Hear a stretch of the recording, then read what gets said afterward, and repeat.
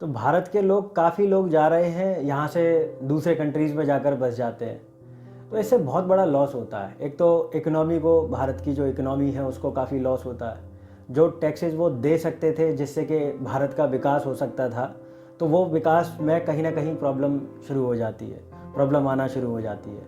इसके साथ साथ हम ये देखते हैं कि ज़्यादातर जो अमीर वर्ग है, जो भारत का अमीर वर्ग है, उसका अगर हम लोग देखें तो उसका मेजर कंट्रीब्यूशन रहता है। मतलब वो कंट्री के लिए एसेट्स होते हैं।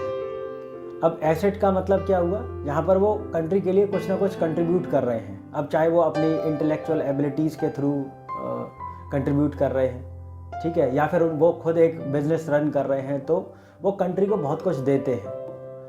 अगर कोई सिचुएशन ये बन रही है कि वो बाहर जा रहे हैं, तो इसका मतलब कहीं ना कहीं वो इंडिया में अच्छा फील नहीं कर रहे हैं। मतलब चाहे हम लोग कह सकते हैं कि जो लैक ऑफ अपॉर्चुनिटीज़ हम लोगों को इंडिया में देखने को मिलती हैं, जो कमियां हैं, अपॉर्चुनिटीज़ की कमी है। और जिस लेवल का टैक्स है इंडिया के अंदर, वो टैक्स काफ़ी ज़्यादा है। तो आप देखोगे कि लगभग 35% तक टैक्स चला जाता है। वहीं पर अब इनके जो फेवरेट डेस्टिनेशंस की बात करें तो ज़्यादातर जो इंडियन पीपल्स हैं वो सिंगापुर है, मलेशिया है, जहाँ पर टैक्स जो है कंट्री वाइज काफ़ी कम है। जैसे एक और फेवरेट डेस्टिनेशन इंडियंस का बन गया है, जैसे कि सऊदी अरेबिया। तो यहाँ पर जाकर वो अपना बिजनेस सेटअप कर लेते हैं, वहीं पर परमानेंटली सेटल हो जाते हैं। तो इंडिया को वो लोग छोड़ देते हैं। तो ये एक सबसे बड़ी वजह जहाँ पर हम लोग कह सकते हैं कि जो टैक्स है इंडिया का, जो टैक्सेशन सिस्टम है, वो काफ़ी रिजिड है, काफ़ी टफ है ना। तो इसे ही अगर हम लोग देखें तो इंग्लिश टर्मिनोलॉजी में ऐसे हम लोग ब्रेन ड्रेन कहते हैं। ब्रेन ड्रेन, जहाँ पर ये काफ़ी बार आपने भी सुना होगा ब्रेन ड्रेन के बारे में। तो यहाँ से जो इंटेलेक्चुअल एबिलिटीज़ वाले जो लोग हैं वो इंडिया से दूसरी कंट्रीज़ में माइग्रेट हो जाते हैं सुटेबल अपॉर्चुनिटीज़ के लिए, बेस्ट अपॉर्चुनिटीज़ के लिए। और फिर जो क्वालिटी ऑफ लाइफ जो मेंटेन करते हैं वो दूसरे कंट्रीज़ में, वो काफ़ी बेटर रहता है इंडिया के कंपैरिजन में। और यही कारण है कि यहाँ से ये लोग बड़े स्केल पर माइग्रेट करते हैं। अभी जो डेटा पब्लिश हुआ उसमें हमने देखा करीबन 6000 के अराउंड जो है मिलीनियर्स जो हैं वो इंडिया छोड़कर गए। तो अब देखिए, अब ऐसा भी नहीं है कि जो बाहर कंट्री अपने इंडिया से जो लोग चले गए तो उनकी वजह से बहुत ज़्यादा लॉस होने वाला है। तो एक्चुअल में ऐसा नहीं होता कि वो जो फॉरेन कंट्रीज़ के लिए काम करेंगे जाकर और इंडिया को कुछ भी नहीं मिलेगा, तो ऐसा नहीं होता है।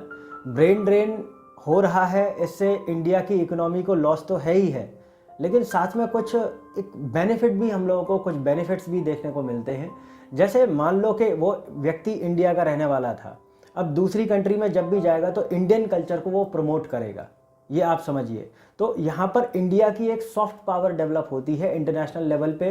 इंटरनेशनल लेवल पे भारत की जो इमेज है वो काफ़ी सुधरती है। इसके साथ साथ अगर हम लोग देखें तो बहुत सारे ऐसे डायस्पोरास जो यूएस के अंदर सेटल हो गए, जो यूके के अंदर सेटल हो गए, उनका अगर आप देखोगे तो जब भी हमारे कोई भी फॉरेन डिग्नेटरी इंडिया से डेलीगेट्स जो है फॉरेन कंट्रीज़ में जाते हैं, तो आप देखो उनका काफ़ी अच्छा वेलकम किया जाता है, काफ़ी अच्छा वेलकम किया जाएगा। आप देखोगे उनको ग्रीट करने के लिए जो इंडियन डायस्पोराज हैं वो पहुंचेंगे, जो फॉरेन डिग्नेटरी इंडिया से गया है, इंडिया को जो रिप्रेजेंट वहां पर कर रहा है।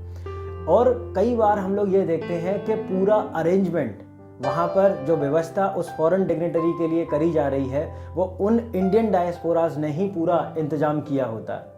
अब इंतजाम पूरा रुपया जो जितना लगता है, जितना खर्चा आता है, वो पूरा का पूरा उन्हीं जो इंडियन पीपल्स, जो इंडियन ओरिजिन के जो लोग हैं, वो वहाँ पर इंतजाम करते हैं। तो हम लोग कहीं ना कहीं ये देख सकते हैं कि इंडिया की इमेज जो है वो वर्ल्ड लेवल पे एक अच्छी निकल कर आती है कि ऐसे इंटेलेक्चुअल पीपल्स इंडिया जो है वो पैदा करता है, जो पूरे विश्व में भारत को एक नए आयाम पर पहुंचाता है ना।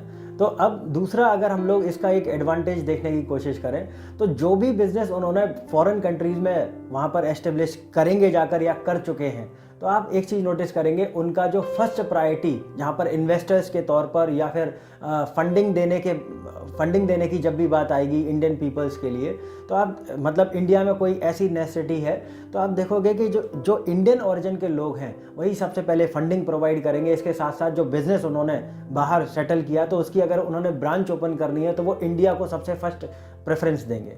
तो इसके पीछे सिंपल सा रीज़न है, हम लोग कहीं ना कहीं ये चीज़ देखते हैं कि उनका जो एक लगाव है इंडिया के लिए, एक अटैचमेंट है, वो रहता है। और वहीं पर इंडिया को बेनिफिट उनसे डायरेक्टली या फिर इनडायरेक्टली देखने को हम लोगों को मिलता है। फिर इसके साथ साथ फिर हम लोग जो भाईचारा का जो ब्रदरहुड की जो फीलिंग इंडियन पीपल्स जो हैं वो रखते हैं। जब भी कोई भी इंडिया का व्यक्ति अगर वहाँ पर जा रहा है तो आप देखोगे वो प्रेफर करेंगे कि इंडियन ओरिजिन का कोई लोग मिल जाएं, जिससे कि हम अपने कंपनी के अंदर और भी ज़्यादा ग्रोथ हासिल कर सकें। क्योंकि इंडिया की वर्ल्ड लेवल पे जो इमेज है वो काफ़ी अच्छी है, मतलब काम करने के मामले में, या फिर हम लोग बात करें कि जो एक जो सिंसियरिटी काम को लेकर वो जो दिखाते हैं, जो डिवोशन वो अपने काम को लेकर दिखाते हैं, वो अलग ही लेवल का होता है, जो वर्ल्ड में कहीं भी देखने को नहीं मिलता।